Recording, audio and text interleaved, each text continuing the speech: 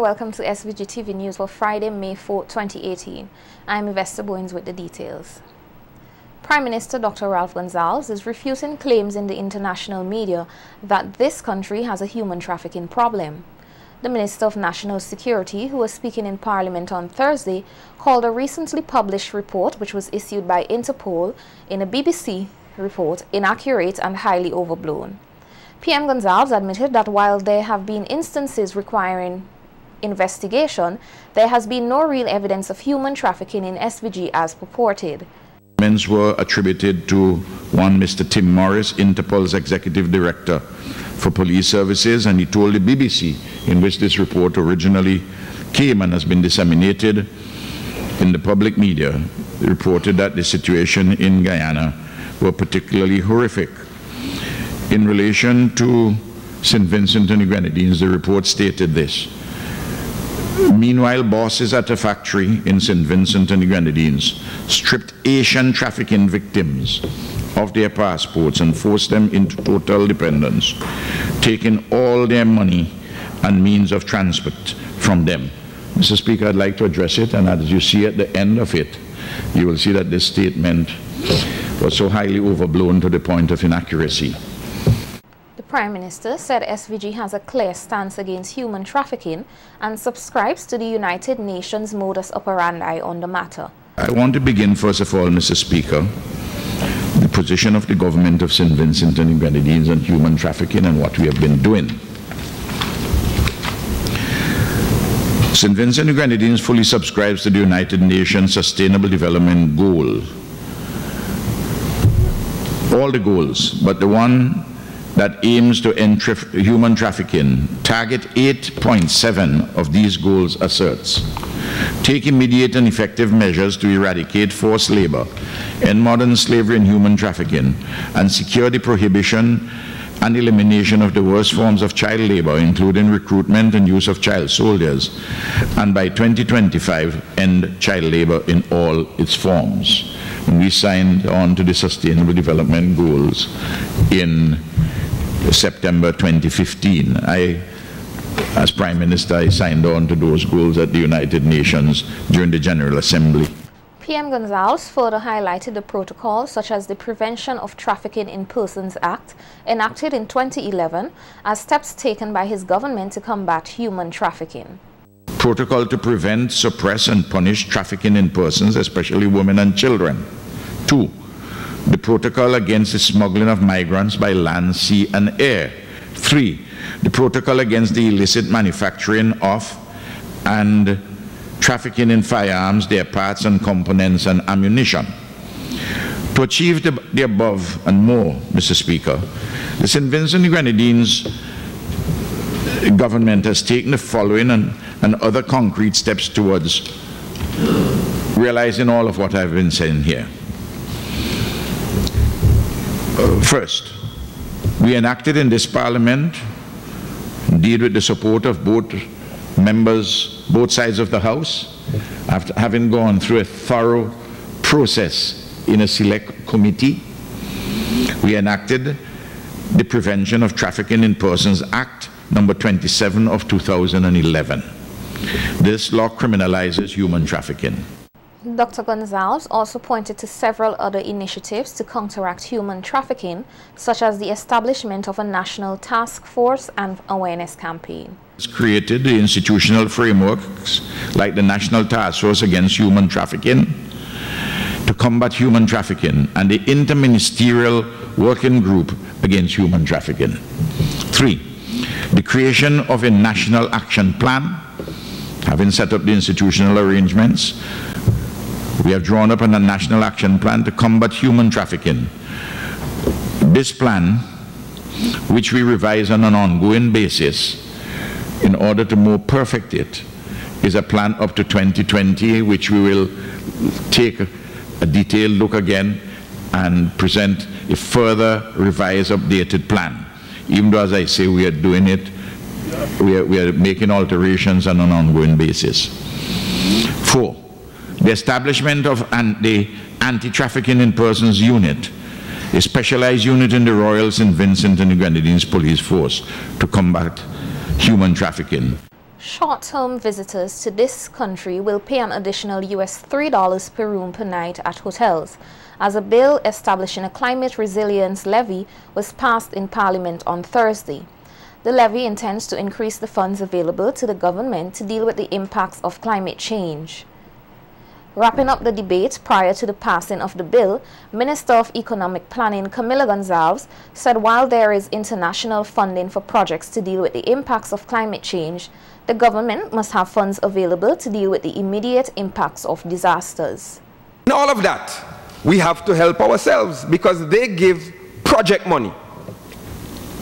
And when a storm comes and the bridges are gone and there are trees in the road and you have to clean it up, there's no project that you can put that under. And you need the money now for now.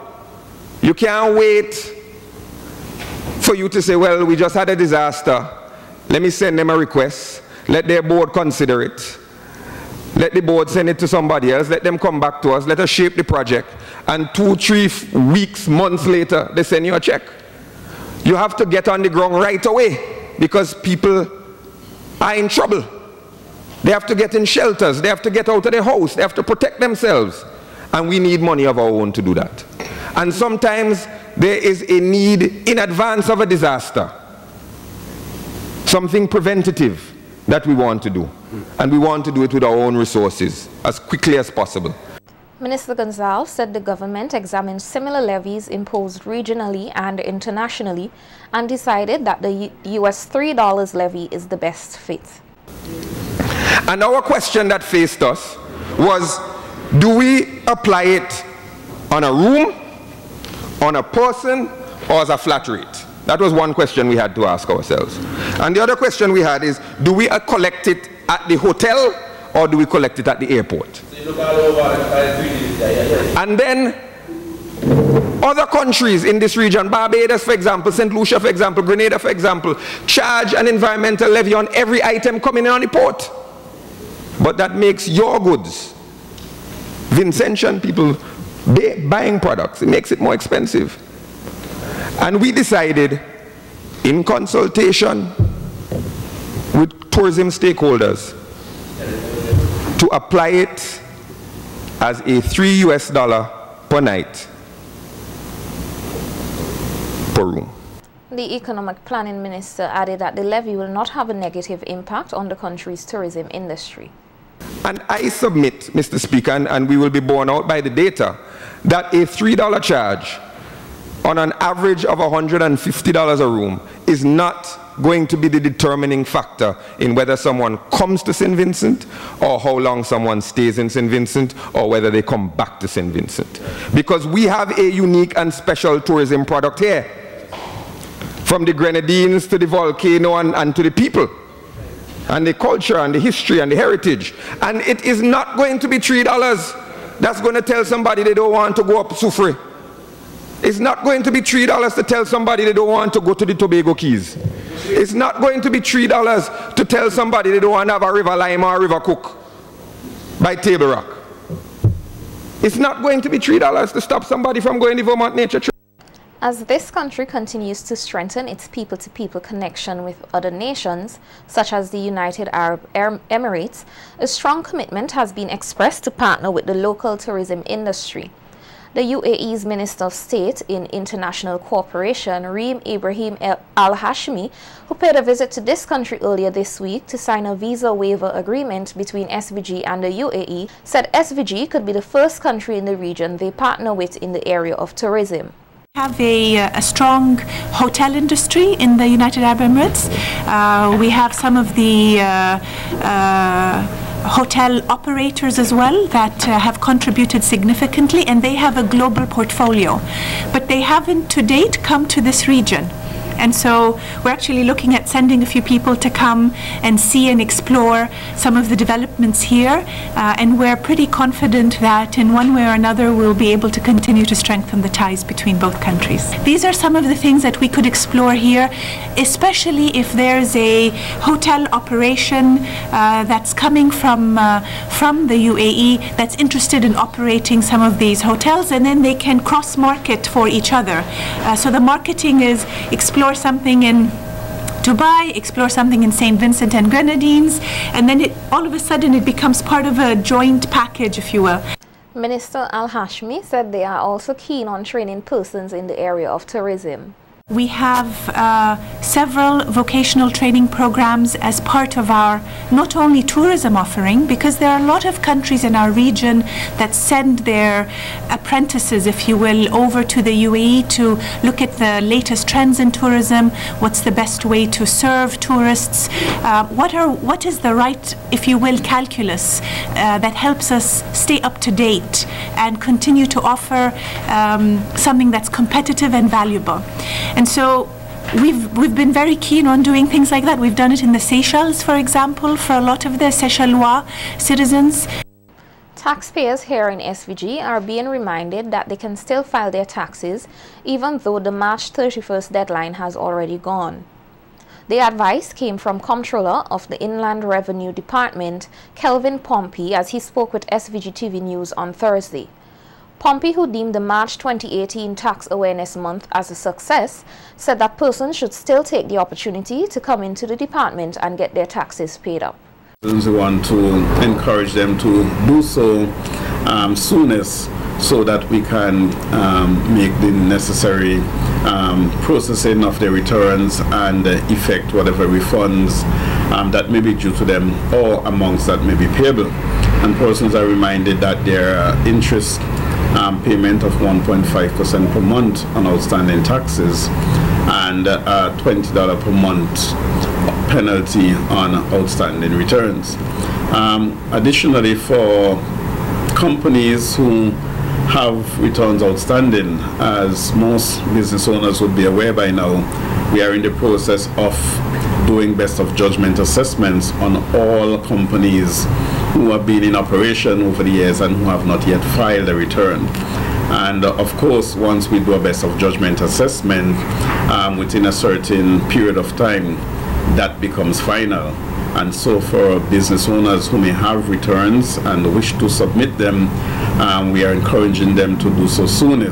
Pointing out that all pay-as-you-earn and value-added tax payments are primarily done using the electronic filing mechanism, Pompey said while there were a few hiccups in the system, over 55% of persons filed their taxes using e-filing during tax month. However, in the process of making the necessary changes and adjustments to our e-filing portal, that would ensure a much smoother and efficient usage going forward, because we have recognized, I think, where there are weaknesses, deficiencies in the software, and we are actively engaged with our software providers to make the necessary changes. Of course, are looking to increase our bandwidth in terms of internet capacity. Bringing on stream our e-payment module, and we hope before the end of the year, well, way before that, that persons will be able to transfer monies directly from their accounts into the departments or to the accountant general's account, and also to use debit and credit card in our facility. The Inland Revenue Department Comptroller said the department's outreach efforts have aided in getting taxpayers more aware and more compliant.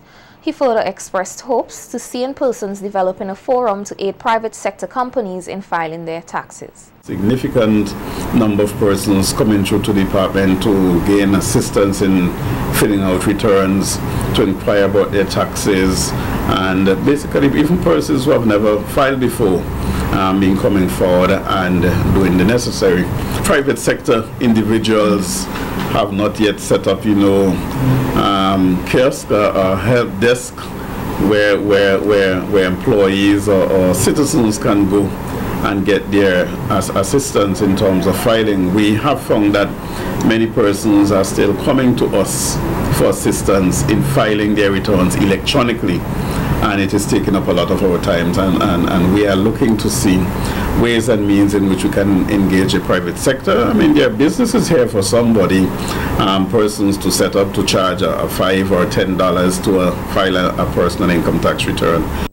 Vincentian nationals affected by the Windrush situation are being asked to contact the Ministry of Foreign Affairs Home Office in the United Kingdom for assistance in confirming the status of persons from the Windrush generation.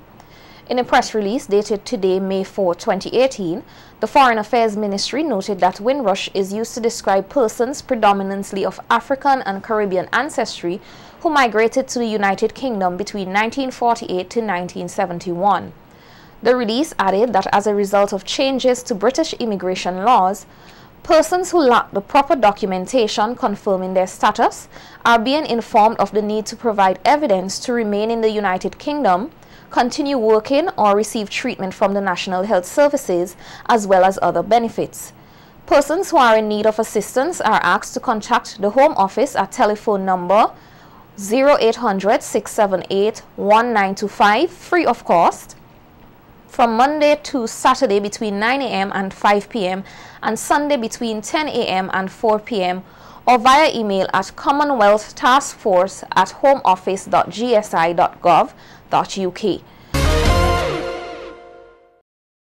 Capital City Kingstown is expected to turn into a hub of high energy and entertainment tomorrow, Saturday, May 5th, as the Carnival Development Corporation hosts the official launch of VINCY 2018, the hottest carnival in the Caribbean.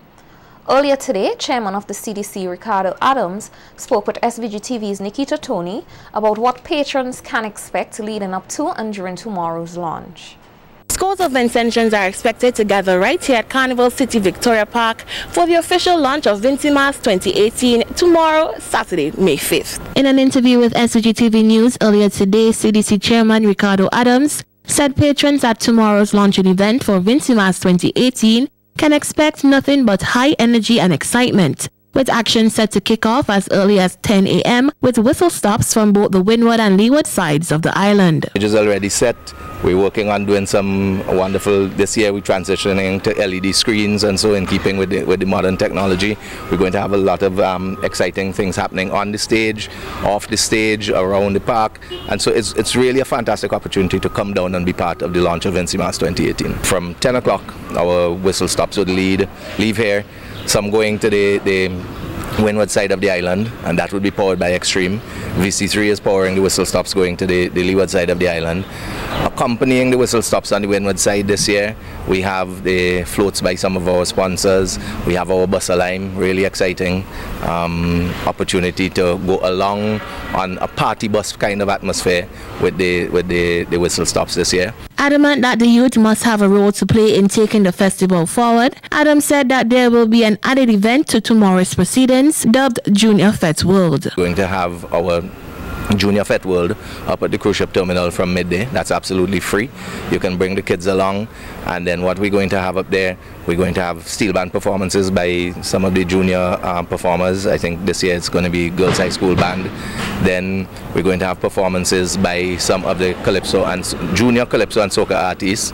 We're going to have DJ performances by another youngster who's really doing well in the business now. We have performances by the RJR Sandy Bay School Band and the Grammar School School Band also. From about 4 p.m. tomorrow evening, Adams said that the general public will be in for a treat as all aspects of Carnival parade on the streets of Kingstown towards Carnival City Victoria Park. The monkey band, the Baba dancers, the pan around the neck, steel band, mass people, Juve people, t-shirt band people, floats, music trucks, everything like that. And we'll be having a fantastic parade coming down the road. And then we get to the Victoria Park somewhere around 6:30, and then by the time you get to blow off and relax a little bit, we're into the launch of Carnival. The grand launching event, according to the CDC chairman, should begin around 6:30 p.m. and will feature displays and performances from mass bands, steel orchestras, the Miss SVG 2018 contestants, and some of this nation's top soca and calypso artists. With performances, we're going to have the Miss SVG delegates actually making their first public appearance celebration of the steel band. So we have a performance by last year's champions, and then we have presentations from Mass, we have presentations from Juve. I think we have something like 11 mass bands who doing sections, and then 2 mass bands who are doing individuals, so you get a variety there. Then we move on from there, and we have presentations from Calypsonians, then we have presentations from Soca artists, and then we transition a little bit and we go into the flow heavy hitter segment. With the stage already set, all Vincentians are being urged to come out and support all activities leading up to the big launch right here at Carnival City. Reporting for SVG-TV News, I am Nikita Tony.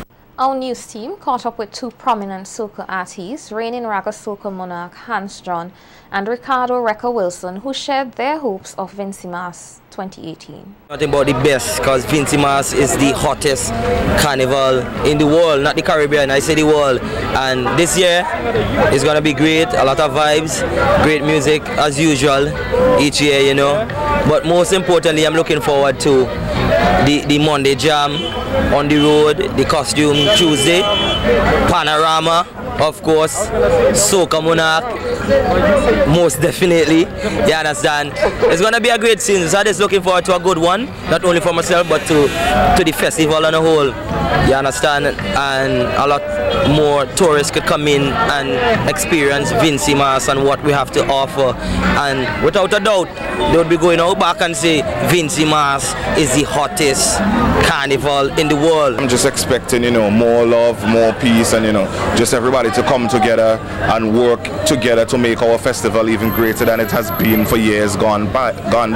Because, I mean, why I said that is because a lot of times we see this crab in bucket mentality where DJs and artists and so on, you know, a lot of people, you know, are banding together in their own little cliques, so to speak, and, you know, you know, that division damages, you know, it affects the festival in negative ways. But I think if we work together, we can realize, you know, even greater benefits, because St. Vincent and the Grenadines has a plethora of talent, you understand? So we just have to work together to push the festival forward. So I'm expecting to see that love, you know what I mean, and that unity coming for VINCY Mass 2018.